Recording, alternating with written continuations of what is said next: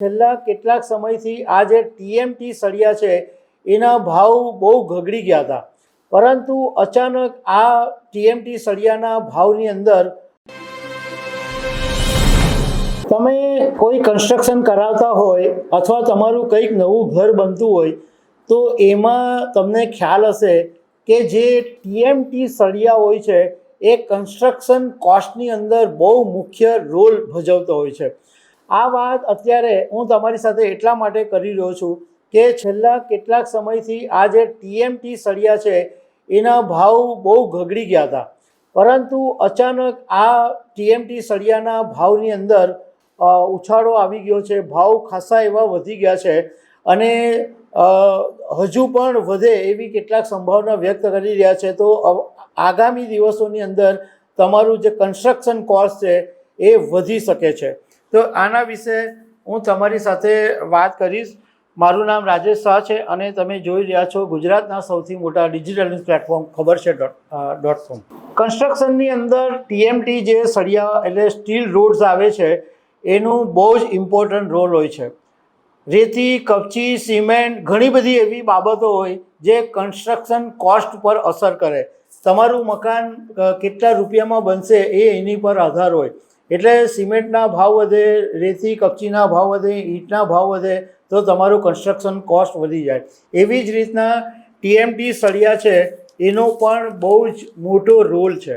હવે હું તમને કેટલાક શહેરોની અંદર 28 નવેમ્બરે ટીએમટી સળિયાના જે ભાવ હતા અને 9 ફેબ્રુઆરીએ એ ભાવ ક્યાં પહોંચ્યા એનું એક કમ્પેરિઝન તમને પહેલાં જણાવી દઉં તો રાયપુરની અંદર 28 નવેમ્બરે 38,900 રૂપિયા મેટ્રિક ટન દીઠ ભાવ હતો, જે અત્યારે 45,300 રૂપિયા થઈ ગયો।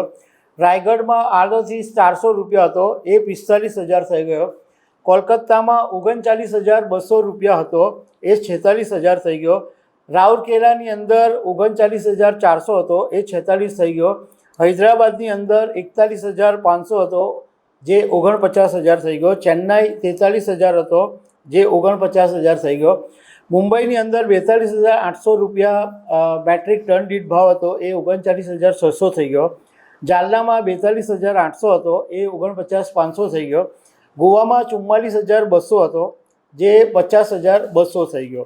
હવે ગુજરાતની વાત કરીએ તો ભાવનગરની અંદર 9 ફેબ્રુઆરીએ પ્રતિ મેટ્રિક ટન 49,500 રૂપિયા ટીએમટી સળિયાનો ભાવ હતો અને એ પણ જીએસટી વગર, અને 28 નવેમ્બરે 42,500 રૂપિયાનો ભાવ હતો।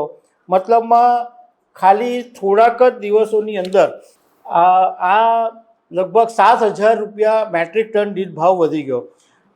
સુરતમાં પણ લગભગ 58,000થી 60,000ની એવરેજ છે। અમદાવાદમાં 50,000થી 65,000ની એવરેજ છે। તો ગુજરાતની અંદર પણ જે ટીએમટી સળિયા છે એના ભાવ ખાસા એવા વધેલા છે।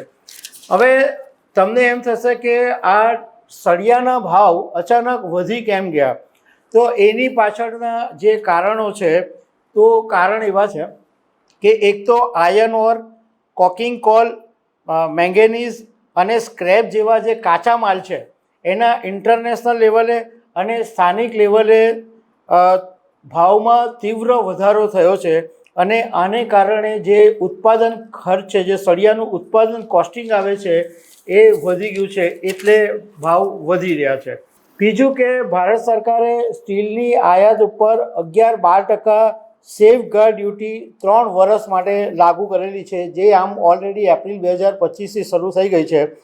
પરંતુ આનાથી જે વિદેશી સ્ટીલની આયાત છે એ મોંઘી થઈ છે, જેથી જે સ્થાનિક લેવલે જે મિલો માલ વેચે છે એ લોકોને વધારવાની તક મળી ગઈ છે, કારણ કે ડ્યુટીને કારણે ડમ્પિંગ અટકી ગયું છે।